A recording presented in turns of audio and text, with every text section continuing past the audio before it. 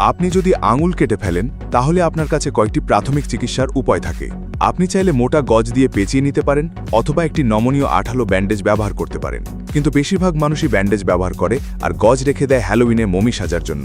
ছোট ক্ষত থেকে বড় সুরক্ষা, এই আঠালো ব্যান্ডেজ তৈরি হয় বিভিন্ন ধরনের উপাদান দিয়ে।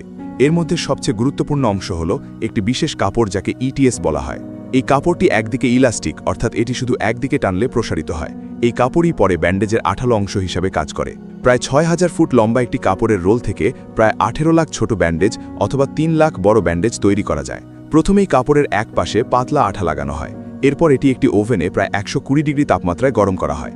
এই তাপে আঠা ফুলে ওঠে এবং তার মধ্যে ছোট ছোট ছিদ্র তৈরি হয়।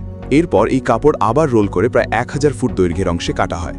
বিভিন্ন সাইজের ব্যান্ডেজ তৈরি করার জন্য এই রোলগুলো ব্লেড দিয়ে বিভিন্ন প্রস্থে কেটে নেওয়া হয়। এরপর এগুলো পরবর্তী ধাপের জন্য আলাদা করে রাখা হয়। এখন আসছে সবচেয়ে গুরুত্বপূর্ণ অংশ, ক্ষতকে রক্ষা করার জন্য ছোট নরম কুশন প্যাড লাগানো। এই প্যাড তৈরি হয় বড় কাপড়ের রোল থেকে, যেগুলো মেশিন দিয়ে ছোট ছোট অংশে কেটে নেওয়া হয়। এই কাটার ব্লেডগুলো এত ধারালো যে এগুলো প্রতি ৬ মাস পর পর শান দিতে হয়। এই কুশন কাপড়গুলো সরু স্ট্রিপে ভাগ করা হয় এবং পরে এগুলো ইটিএস কাপড়ের উপর লাগানো হয়।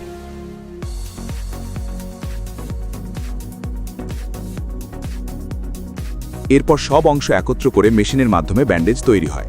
মেশিনটি কাপড় খোলে, সব অংশ জোড়া লাগায়, তারপর কেটে প্রতিটি ব্যান্ডেজ আলাদা করে এবং এক এক করে প্যাকেট করে। এই প্যাকেট করার সময় একটি সাদা কাগজ ব্যবহার করা হয় যা ব্যান্ডেজকে সুরক্ষিত রাখে। এই মেশিন প্রতি মিনিটে ৩০০ থেকে ১৫০০টি ব্যান্ডেজ প্যাক করতে পারে। এরপর একটি রোলার ছোট ছোট ছিদ্র তৈরি করে যাতে ব্যান্ডেজগুলো সহজে আলাদা করা যায়। তারপর এগুলো বাক্সে ভরা হয়। কিছু ব্যান্ডেজ ভিন্নভাবে তৈরি হয়। সেখানে কুশন প্যাডটি ইটিএস কাপড়ের মাঝখানে বসানো হয়। এই সময় প্যাডটি জীবাণুমুক্ত থাকে না, তাই শেষ ধাপে এগুলো জীবাণুমুক্ত করা হয়। এরপর আঠার দুই পাশে প্লাস্টিক কাগজ লাগানো হয় যাতে ব্যবহার করার আগে আঠা নষ্ট না হয়।